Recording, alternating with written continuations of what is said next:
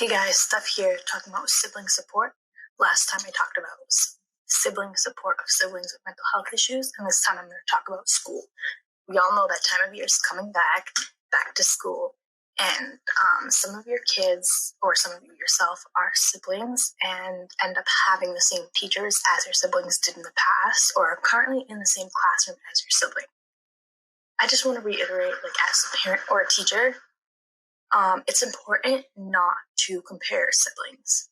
Growing up, I was always in the same classroom as my sister because we're the same age, and it always felt like a competition because that's just the way my parents and teachers made it feel. If my sister were to get a 90 on a test, the teacher would hand me mine and it would say 85 or whatever, and they'd always be like, "Oh, well, your sister got an A, so maybe we can ask her to study." And they didn't mean it maliciously, but it made me personally feel like, oh, they're saying my sister's better than me and they expect more from me just because she did so much better. But this is all I could give. This is the best I could do. And I just think it's important to recognize that each child is different. Yes, it's okay, if the sibling themselves offered to help. I know one time my sister was like, "I can help you study for this test if you want." And I was like, "Yeah, of course."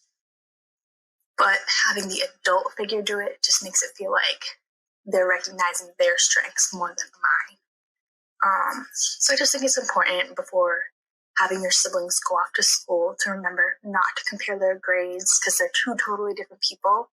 And maybe that's all they can do. That's the best that they're doing. Maybe talk to the other sibling and remind them, hey, maybe offer your sister some help too.